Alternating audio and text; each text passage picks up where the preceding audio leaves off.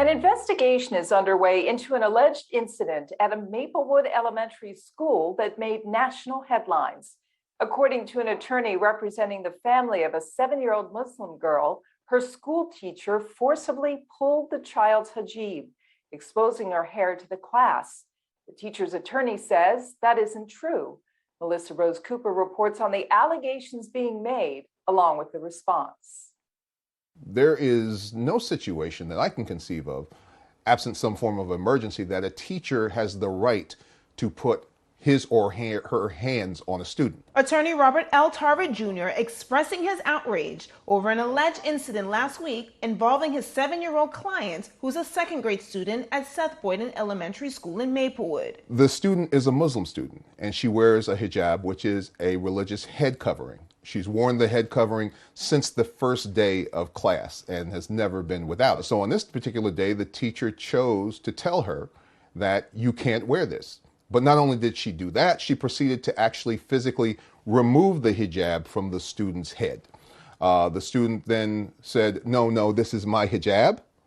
In holding it, the teacher at some point stopped, and the student was able to put the hijab back on. After that, the teacher told the student that her hair was beautiful. But Tarver says the girl isn't supposed to show her hair, making the incident even more horrifying. She's been taught from the beginning of her cognitive existence, from the time she's been able to think that's part of her religion, that's part of her being, to be covered for respect purposes, for privacy purposes, for religious purposes.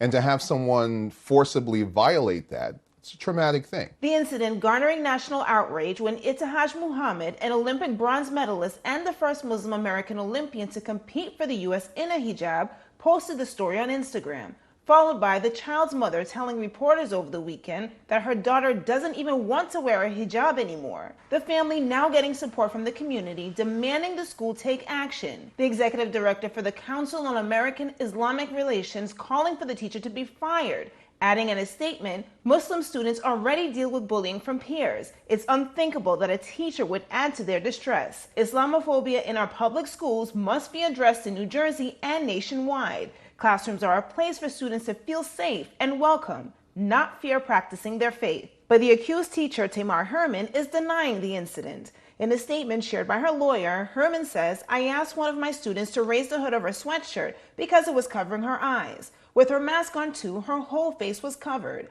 I gently got her attention by brushing up the front of her hood. The moment I realized she was not wearing her usual hijab underneath, she kept the hood on, and the learning went on." That is what happened. The version that our student is told, the fact that the teacher removed that hijab forcefully, we've been able to confirm that that is true. Herman's lawyer also says Herman's been working with kids for over 30 years and has never had something like this happen before. Another claim the child's lawyer says is false. Tarver sharing this redacted letter he says a parent sent to the school in 2017, accusing Herman of discriminating against her child because she was black. If this is a situation where there was prior knowledge, where there is prior information that this teacher had some problems, then that's something that the school should have dealt with. The South Orange and Maplewood School District is not speaking on the incident, only sharing in a letter released Tuesday that Maplewood Police and the Essex County Prosecutor are now investigating. The prosecutor's office confirming the same. In the meantime, Tarver says the main goal right now is to get the student back in a safe and comfortable environment, and they're working on a re-entry plan to make sure that happens with the school.